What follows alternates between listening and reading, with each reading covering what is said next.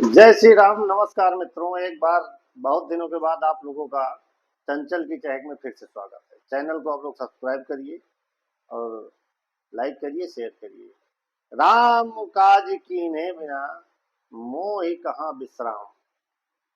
ये पंक्तियां आज मैं इसलिए फिर से बोल रहा हूं क्योंकि अयोध्या की पावन भूमि पर एक बहुत ही बड़ा भूचाल आ चुका है राजनीति में, जिसकी चर्चा करने के लिए आज हम आपके बीच में उपस्थित हुए हैं। जैसा कि इस समय विश्व विदित है, पूरे भारत में चर्चा फैली हुई है कि अयोध्या की गोसाईगंज सीट से समाजवादी पार्टी के विधायक और प्रमुख चेहरा श्री अभय प्रताप सिंह जी को समाजवादी पार्टी से निष्कासित कर दिया गया है। उनके साथ साथ बगल की ही विधानसभा सीट गौरीगंज, जहां से श्री राकेश प्रताप सिंह विधायक थे वर्तमान में समाजवादी पार्टी के, उनको भी निष्कासित कर दिया गया है।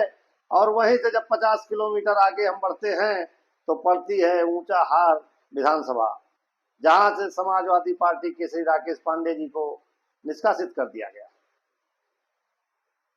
तो अब जो समीकरण है 2027 का, वो बड़ा ही दिलचस्प हो चुका है भारतीय जनता पार्टी के लिए भी और समाजवादी पार्टी के लिए भी। एक खेल खेलने का दौर आ चुका है। सबसे पहले हम बात करते हैं कि निष्कासन और निष्कासित करने की क्या तिथि थी, क्या कारण था, क्यों ये सभी विधायक समाजवादी पार्टी से अपना मुंह मोड़ लिए। राज्यसभा का चुनाव होता है और ये सभी विधायक, जैसा कि खबरों में सुन के मैं बता रहा हूं कि राज्यसभा के चुनाव में ये सारे विधायक क्रॉस वोटिंग किए भारतीय जनता पार्टी के पक्ष में। उसी के कुछ वक्त पहले राम मंदिर का निर्माण हुआ था। जैसा कि हमने अभी बोला कि राम काज कीन्हे बिना मोहि कहाँ विश्राम, तो समाजवादी पार्टी की तरफ से पार्टी की गाइडलाइन थी कि राम मंदिर में दर्शन करने के लिए कोई नहीं जाएगा। इसी राम भक्ति को लेकर ये सभी विधायक पार्टी छोड़ने का निर्णय ले लिए और वहीं से शुरुआत करते हैं क्रॉस वोटिंग करके। जब पता लगता है समाजवादी पार्टी के मुखिया को, तो वहां पर एक उनको नोटिस जारी की जाती है कि सोच विचार कर विमर्श करके हमको बताएं। उसकी एक अवधि होती है, जिस दिन वो अवधि खत्म होती है उस दिन बाकायदा समाजवादी के राष्ट्रीय अध्यक्ष श्री अखिलेश यादव जी के द्वारा एक पत्र जारी किया जाता है, जो कि सर्वविदित है, सोशल मीडिया पर भी वायरल है, जिसमें माननीय श्री राकेश पांडे जी, श्री राकेश प्रताप सिंह जी गौरीगंज विधायक और श्री अभय सिंह जी गोसाईगंज विधायक को पार्टी से निष्कासित किया जाता है। उसके बाद जब प्रेस वार्ता होती है, तमाम पत्रकार जाके सभी विधायक से बात करते हैं कि क्या रीजन है, तो बस रीजन निकल कर सामने आता है कि माननीय विधायक जी का कहना है कि हम ऐसा नहीं कर सकते हैं कि हमारे आराध्य प्रभु श्री राम का दर्शन करने के लिए अगर हमें कोई रोकेगा तो वो पार्टी मेरे किसी काम की नहीं है। लगभग यही बोल सभी विधायक के रहे और पार्टी से पूर्ण रूप से अपना दामन छुड़ा के वो लोग अब अपनी एक नई राजनीति करने की तैयारी कर रहे हैं। इधर तो ये हुई बात निष्कासन की, लेकिन मित्रों, जैसा कि गोसाईगंज की सीट है, एक म्यान में दो तलवार कैसे रह सकती हैं। वहीं से निवर्तमान विधायक श्री खब्बू तिवारी जी, जो कि बहुत ही बड़े ब्राह्मण चेहरा के रूप में उभर कर आ रहे हैं अयोध्या में इस समय, और गोसाईगंज विधानसभा सीट उनकी है। जेल में रहते हुए उनकी धर्मपत्नी श्रीमती आरती जी को टिकट मिला था, जिसमें उनको पराजय का सामना करना पड़ा था श्री अभय प्रताप सिंह जी से, और आज उन्हें वही अभय प्रताप जी उसी पार्टी में सम्मिलित हो गए। तो क्या ये इस सीट पर कौन लड़ेगा चुनाव?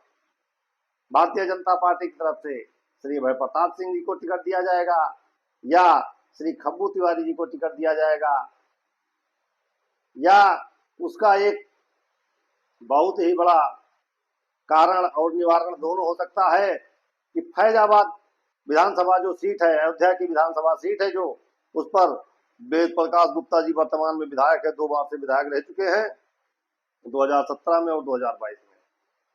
और क्या जो अटकलें लगाई जा रही हैं, क्या वेद प्रकाश गुप्ता जी का टिकट काटकर भारतीय जनता पार्टी वहां पर श्री खब्बू तिवारी जी को लड़ा सकती है?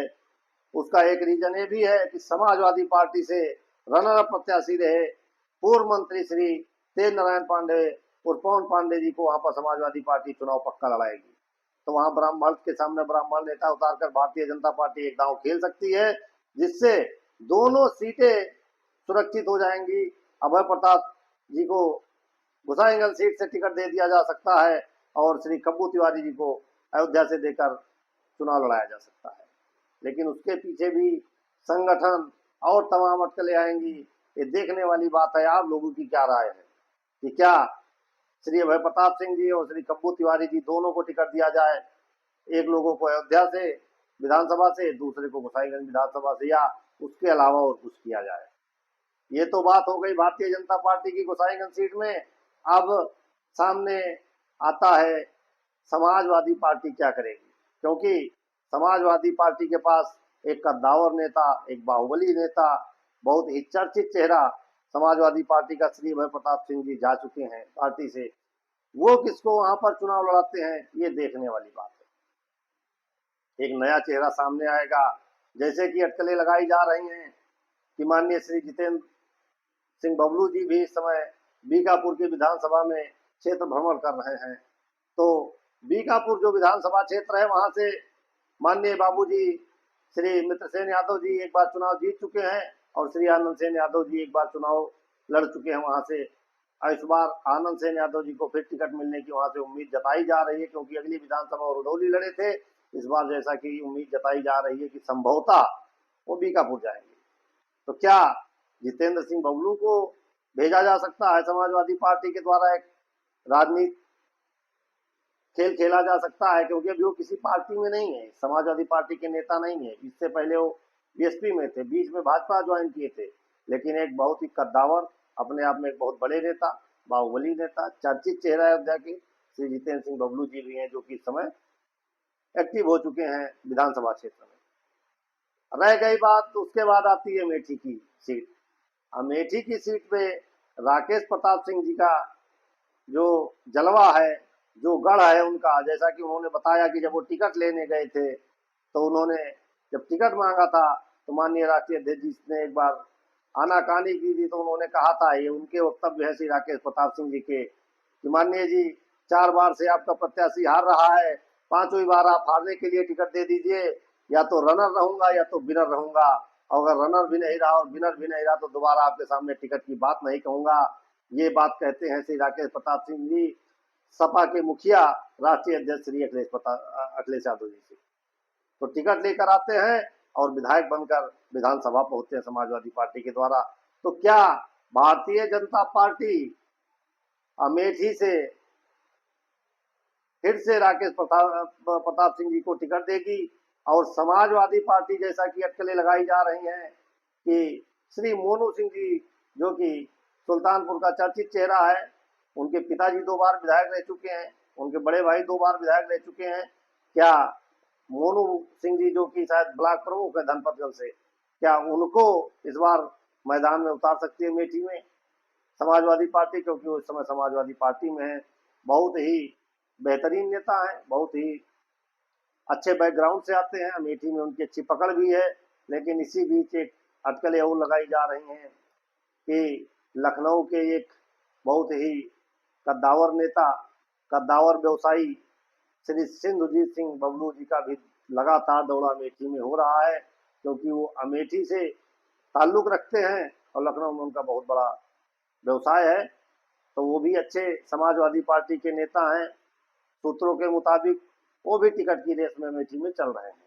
लेकिन देखना है कि राकेश प्रताप सिंह बनाम सोनू सिंह मुकाबला होता है या मोनू सिंह मुकाबला होता है, क्या होता है? क्या समाजवादी पार्टी लड़ाएगी मोनू सिंह को, तो क्या भारतीय जनता पार्टी राकेश प्रताप सिंह को जी को टिकट देगी?